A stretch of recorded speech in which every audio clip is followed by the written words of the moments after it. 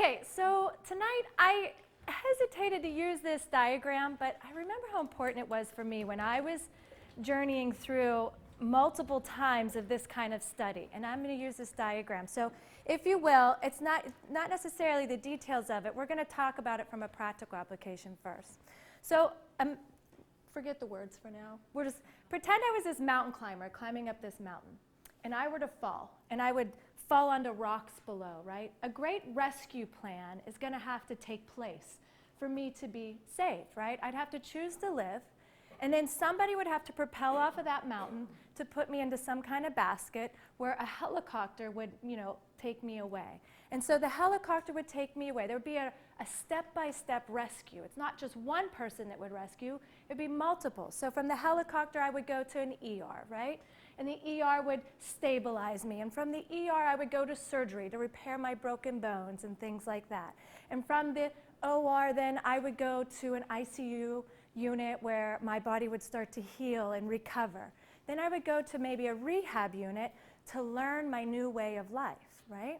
And eventually I would be discharged with my new way of life, right? So I kind of go off.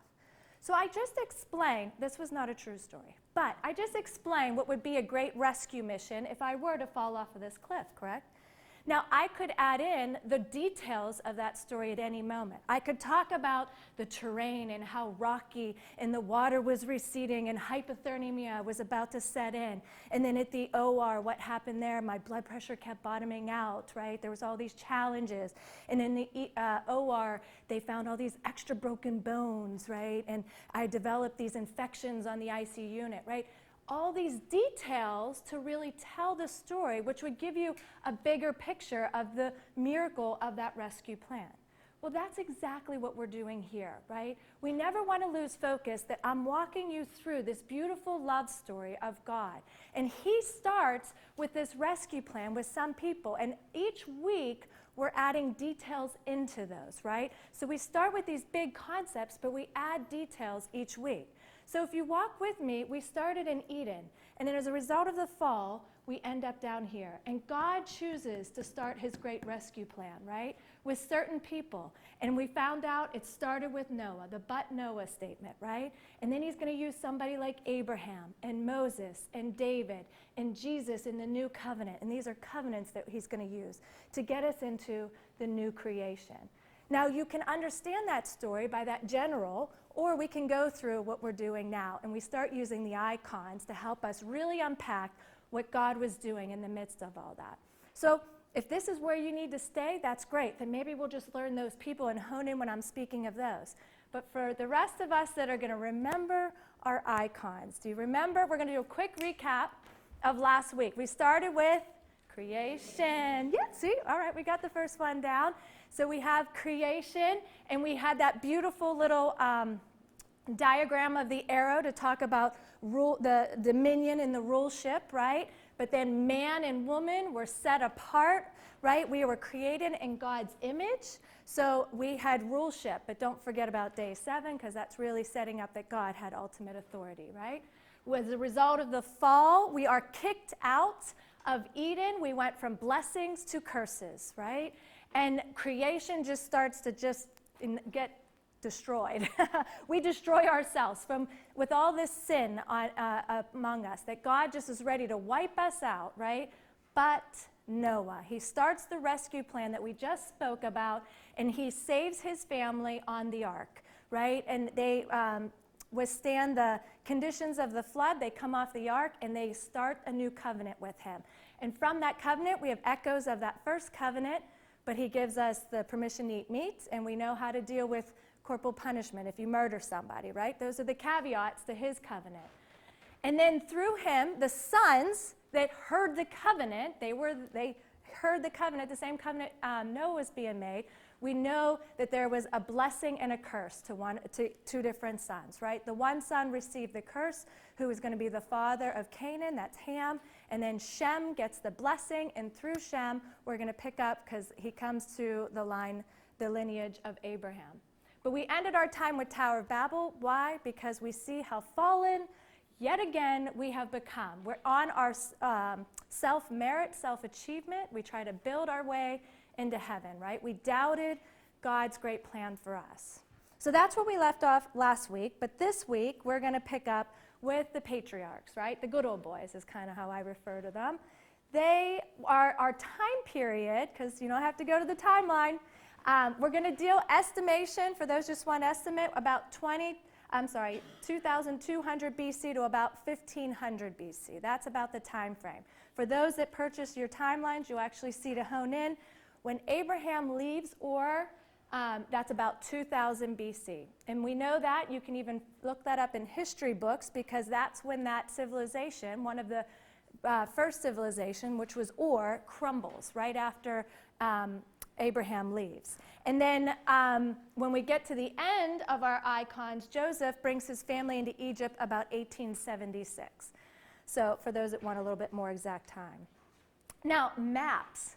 Okay, I love this week's homework. Just saying, you guys had to pinpoint places on that map. I hope you were thinking of me a little bit, because I was like, they're in the maps. But last week on your map, we know that we were talking about, in general, that Fertile Crescent area, right? And it was made up of 3 locations. Mesopotamia, do you guys remember these? What was number 2? Egypt. And then the third place was Canaan, Israel, or Palestine, right? And that just depends on who kind of was taking over at that time.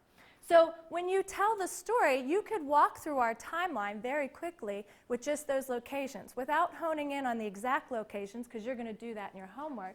We know Abraham's going to start out in Ur. He's going to go up to Haran, and then he's going to travel into Canaan. He will go to Egypt, tells a little white lie, sort of, right? Half-sister lie. And then comes back into Canaan, where he splits land with his nephew.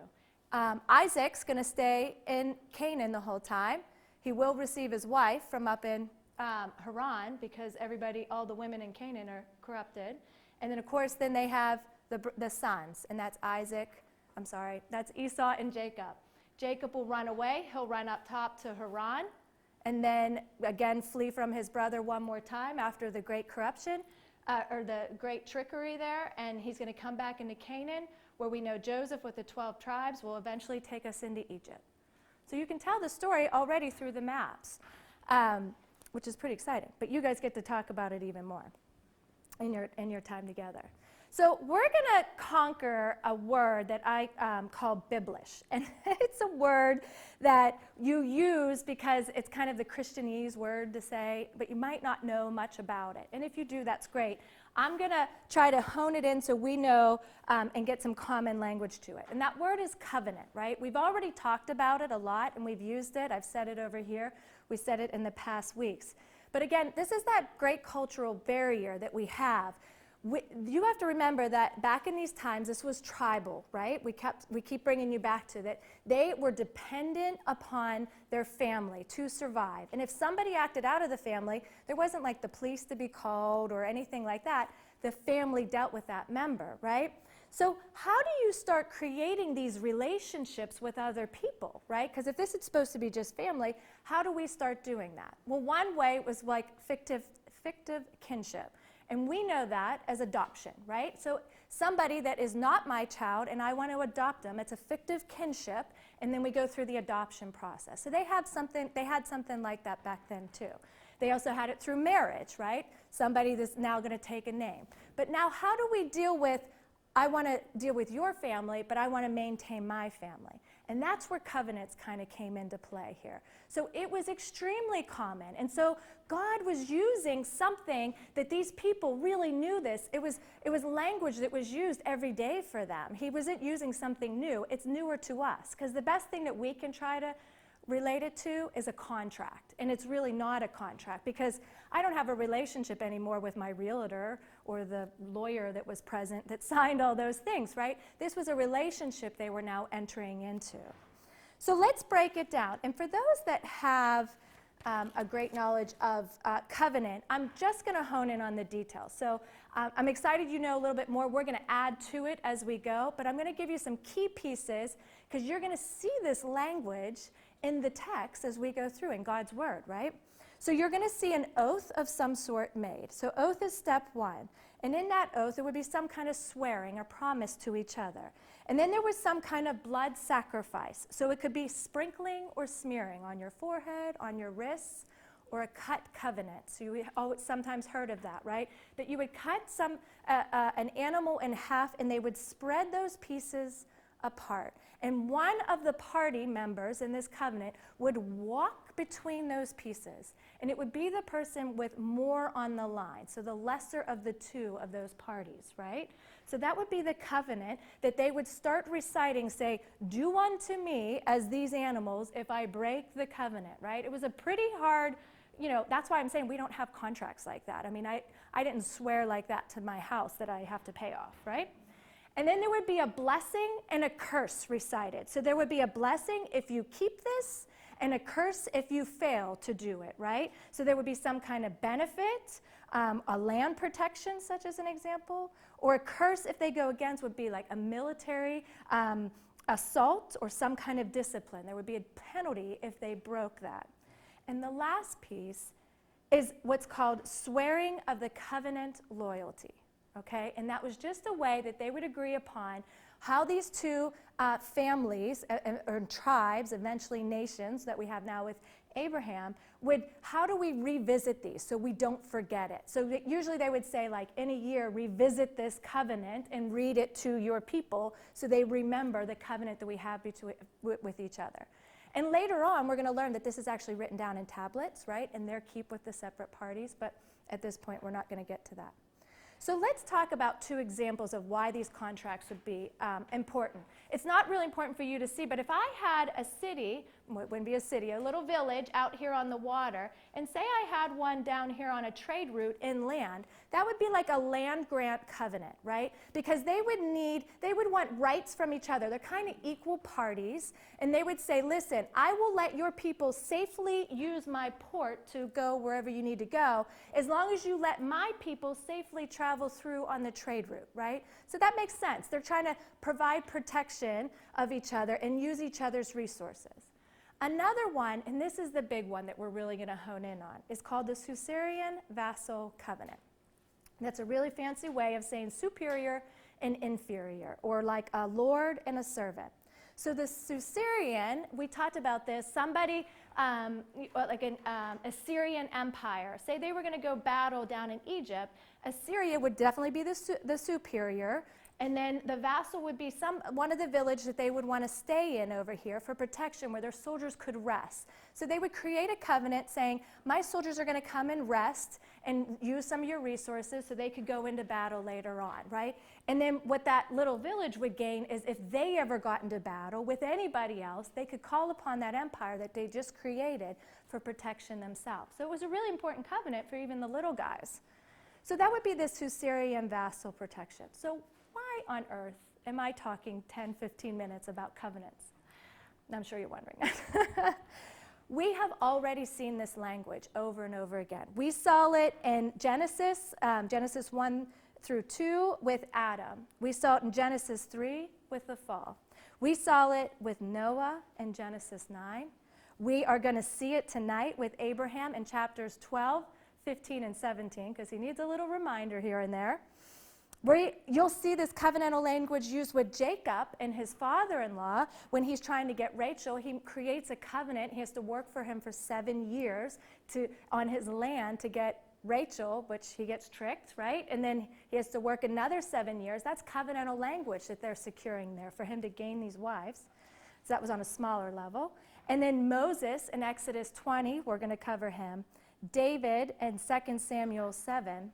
And then Jesus is our final covenant, the last covenant that we have to make. And that language will begin at the Last Supper. And we're going to get to all those as the weeks go on.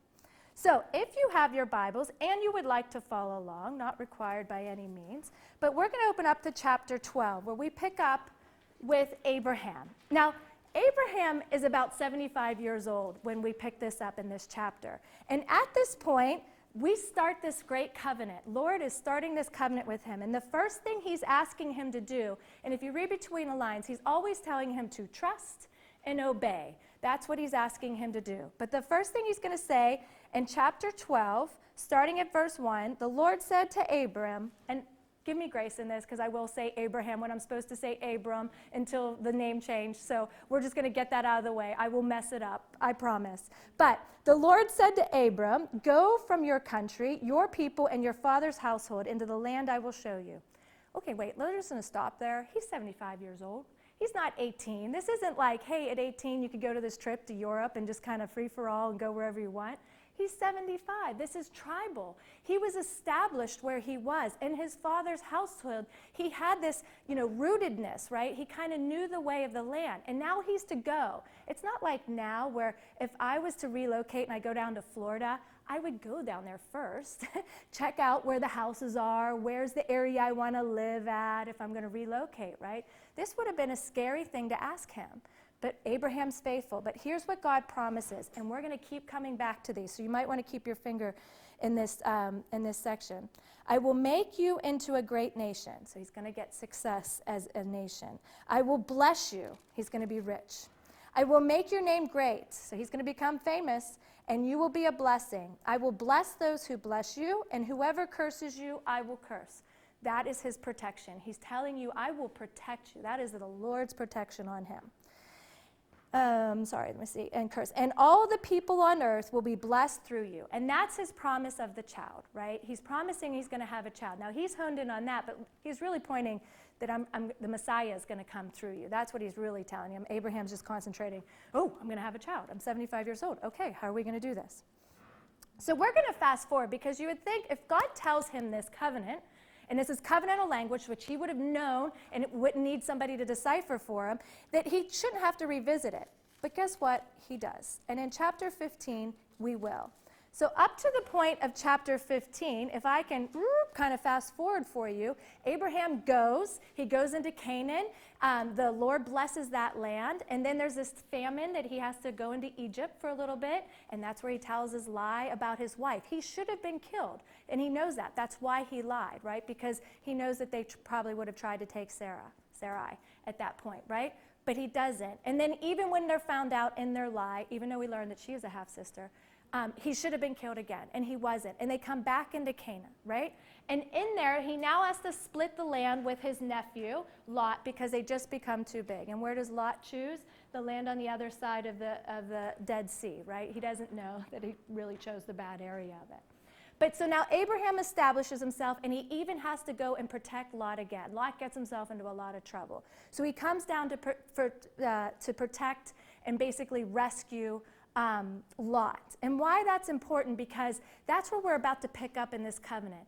There's some doubts, and there's all kinds of theories of why Abraham's having the doubts. One of them is he just defeated these kings for Lot. And so he's thinking there might be a retaliation, right? So where is my protection, Lord? You promised me protection. Some of it is him just coming back to the covenant because he had a little bit of doubt there. And the Lord never gets angry with him. He just loves Abraham. And when you pick up in chapter 15, the Lord says to him, do not be afraid, Abraham. I am your shield. I am your great reward. He's pointing him right back to those verses that we talked about that says, bless those who bless you and curse those who will curse you, right? Doesn't matter if those kings come after you. It doesn't matter what happens. I'm going to be your protection. And then what does Abraham says? Well, okay, I might understand this protection thing, but what about that child that you talked about? Is this going to be an heir through my servant? Because that's, and this is, I'm kind of paraphrasing, having a little fun. So you certainly can dive in. But he's saying, what about is this going to happen through my servant? God doesn't get angry. He doesn't get angry at that question. He takes him outside. And what does he say to him? He says, look at the stars. And if you can just sit and picture that for a moment, it's not stars like we can see here in Wexford. No offense to Wexford. This is in the desert. And the stars they're just multiplied beyond, right? And what does he say to him there? You're going to have descendants as numerous as the stars. Like, stop worrying, Abraham. We got this. But he still doubts. Like, how will I know for sure, right? Like, he's like, really? How do I know? So God meets him where he's at. He used language that he knew, and he's walking him through this covenant. He says, all right, go get those sacrifices. Brings these sacrifices. Abraham cuts those sacrifices, lays those out, and what happens? He's put into a sleep. And that's a mirror of Adam. When Adam is put into a sleep, we know something very creative or something major is about to happen, right? So now we have Abraham in a sleep. And if you want a spoiler alert for what I'm about to talk about and into the next week, just read chapter 15, verses 12 through 16, because he tells us what's about to happen. It's like, wow, you guys don't even have to come next week if you want to read those verses, and that's it, right? No, come next week, come next week. But he's telling them, this is what's going to happen, and I'm still going to fulfill it. He's basically saying, you guys are going to mess up a whole lot, but I'm still going to fulfill this. And he ends in verse 17 with this. When the sun had set and the darkness had fallen, a smoking fire pot with a blazing torch appeared and passed between the pieces. And on that day, the Lord made a covenant with Abraham and said, to your descendants, I give this land. You probably don't remember, when I said that when we make a covenant, one of the parties would pass through it. And it would always be the lesser, the one that would have the most at stake. So if a Caesarean vassal relationship that I just explained to, if I have God and Abraham, God would be Caesarean, right? And the vassal would certainly be Abraham. So Abraham should have walked through that covenant, right? That's how that would have been in those days. But if you remember last week, I said with Adam and Eve, who made the first sacrifice? God. God made the first sacrifice. Why? Because nothing that they could do would be good enough for what he needed to be achieved. And that's exactly what he's doing here. He's saying, Abraham, not you, not anybody on this earth until Jesus is coming, although he didn't preach that far. Nobody's going to hold the promises that I need to make to my people, to my nation that I'm going to call great. That's what he's doing right there. So, surely Abraham got it now, right? Surely. Not so much. We have to visit again, because what happens? Sarai takes things into her own hands and tells Abram to what? Have a child by the handmaid, and that won't cause any problems.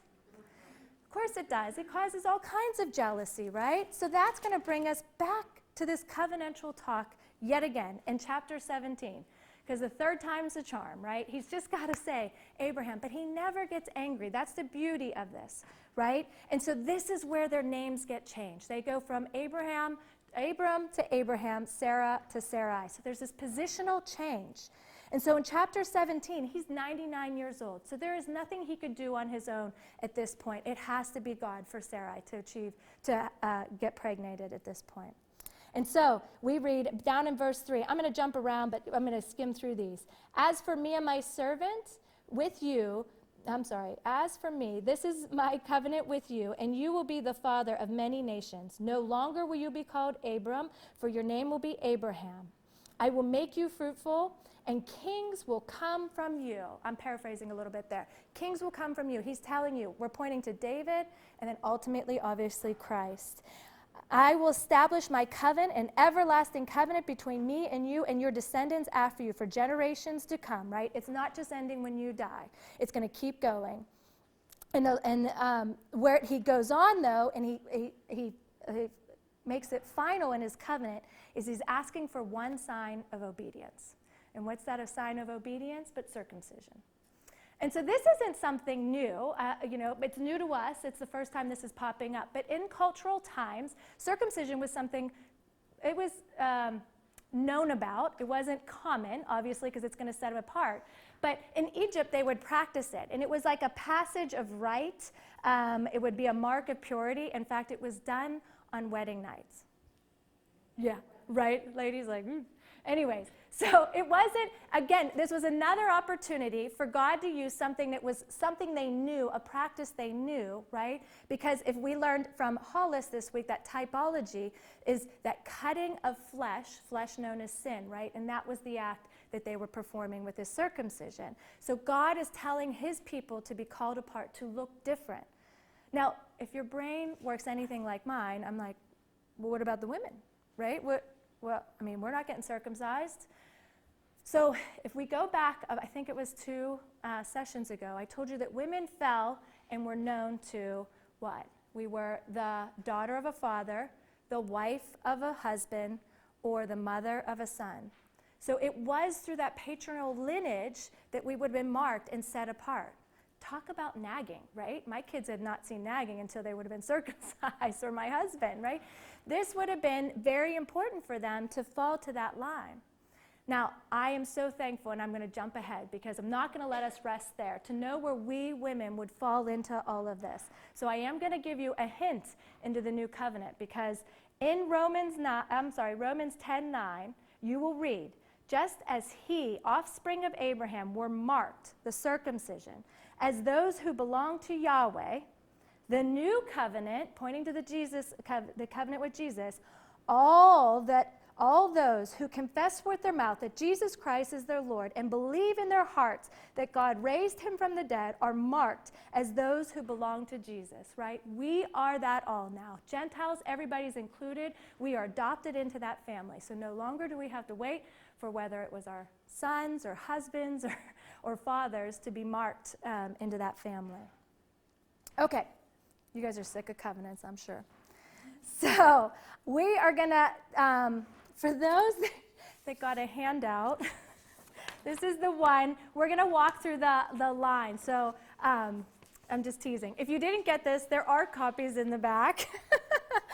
We are going to flip it open to your timeline. And your homework, you probably already started this because of the way the homework, you probably started to create your own kind of family tree. But we're going to walk through this. And what I hope to do in our time here is, because in these good old boys, in these patriarchs, you know, you might lose why it's so important to learn about them and how are they pointing to Christ. And that's how we're going to walk through this together. So we just talked about Abram and Sarai, right, before their name change, that we would have seen Ishmael. And that's up on your top right-hand side, right? Ishmael's going to come back into play. That's why I'm highlighting that one more time.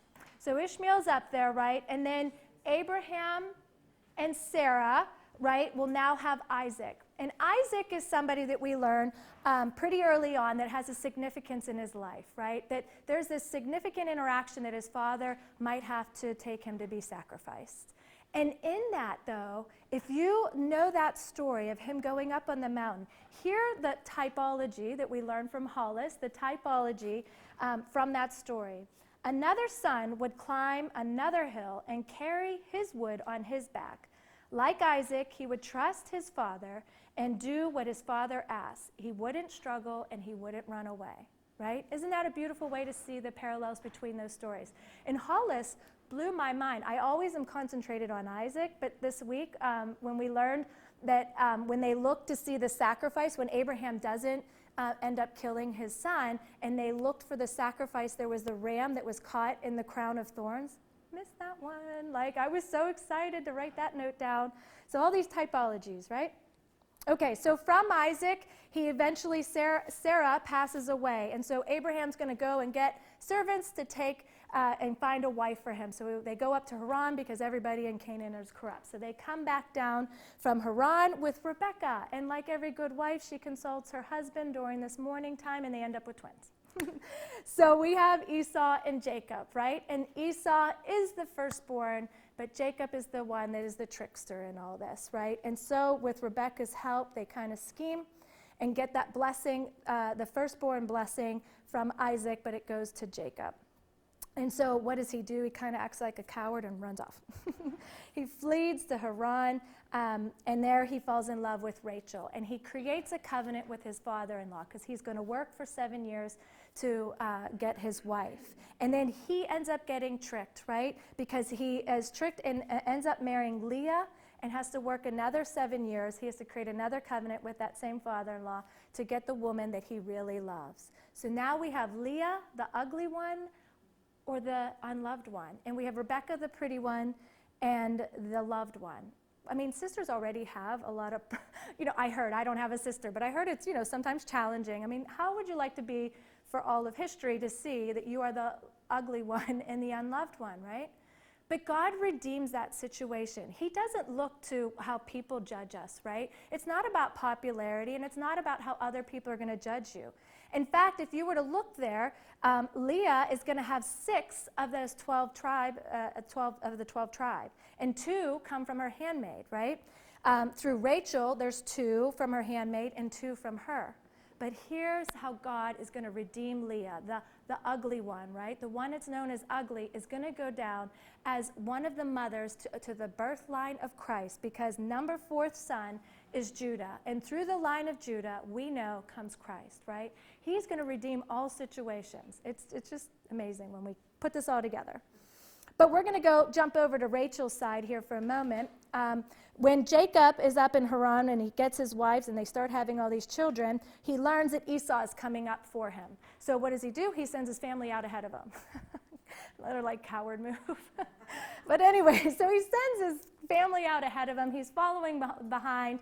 And as he's following behind, we know on his way into Canaan, he has this run-in with the Lord, right? And he's wrestling the Lord. And we know this in this interaction that this thing that he's interacting with is so strong that by a touch of his hip fractures, right? So there's mighty force to it. And he begs for this blessing upon his life. And there is where God calls a new position for him, as he did with Abraham and Sarah, right? His life is forever changed. He's now going to be known as Ishmael. So he is renamed Israel. Sorry. I don't know where I got that from. Anyways, Ishmael's coming into play here. So anyways, okay, Israel. So now we have Israel with his 12 tribe members. On the front page, if you wanted some more information on the tribes, you certainly can dive into that. But we're going to follow along Joseph, who starts causing all kinds of chaos, right? Because he's saying to his brothers, he's receiving these coats from his father, the coat of many colors, and he is telling them that he sees in a dream that they're going to submit to his authority, and they get jealous, right? They're jealous and mad because what? He's number 11, so why would he have any rights over them? So they, throw him into a well and eventually into slavery. And if you didn't realize already, but who takes him into slavery is up from Ishmael. The Ishmaelites are the ones that's going to bring him in. So that's where Ishmael comes back into play. His people are the ones that are bringing him into slavery. And there, as we end our time and concentrate a little bit on Joseph, he's going to go up and down, right? He's going to be loved and hated, right? And you'll see these echoes of Christ already. Loved and hated, loved and hated. He goes into Egypt as a slave, and then he rises into a power, but then he's falsely accused of rape. And so then he's thrown into jail, right? And in jail, God still redeems it, and he starts interpreting dreams. And eventually he's let out, and he's second in command because he's able to interpret a dream for the Pharaoh that he predicts for 7 years you're going to have great wealth to be able to store all those materials, right? And so during the famine, you'll be able to provide for others. And in that moment, when he's able to provide for that, his family comes. His family comes to him, and he has this great choice to make at this moment. And I think this generation has one of the most beautiful opportunities to see that live. And it just happened about a week and a half ago, if I'm right on my dates. And that was, and give me grace when I tell the story because it's about the ending, not about the details of the story. But when that woman cop walked into the wrong room, to the wrong apartment, and she shot and killed somebody, she was convicted of murder, right? And the man that got shot, his brother was on trial. And in his final statement, he gave one of the most beautiful testimonies. And if you haven't seen it, please go home and YouTube it or go on any website you possibly can. It's all out there. But in that final testimony, he says to her, I hope you find forgiveness because I have forgiven you. I hope you give your life to Christ because he's the only one that you will receive that forgiveness that you need. And he said, I love you and I don't want bad things to happen to you. I even wish you didn't have to go to jail. It was the most beautiful. He's 18 years old speaking to this woman who just shot and killed and is convicted of murder of his brother. And he doesn't end there. It wasn't just words. He gets up out of his chair asking to give her a hug. And he goes down and he embraces her with one of the most beautiful hugs I've ever seen. Everybody's shocked. His family, he knows you can hear family in the background. They're already starting to grumble. But that's how I picture that moment that Joseph truly forgave his family. That's only God's kind of forgiveness there. And we get to witness that, and it should be shared across. I'm so thankful that it's on every social media outlet. So that's the kind of forgiveness. But let me make that parallel in my favorite Bible book, right? And there's still more back there if you haven't gotten yours already. But Joseph's heart, which they had broken, talking about the family, was filled with love Joseph forgave them. Joseph threw his arms around them, saying, "Don't be afraid." He said, "Behind what you were doing, underneath everything that was happening, God was doing something good. God was making everything right again." Joseph didn't punish them. He rescued them. He brought God's special people to live safely with him in Egypt. One day, God would send another prince, a young prince, whose heart would break. Like Joseph, he would leave his home and his father. His brothers would hate him and want him dead. He would be sold for pieces of silver. He would even be punished, though he had done nothing wrong. But God would use everything that happened to this young prince, even the bad things, to do something good, to forgive the sins of the whole world. And that's the story of Joseph. That's where we point Joseph to Christ. All right, ladies, you get to dive into your homework now.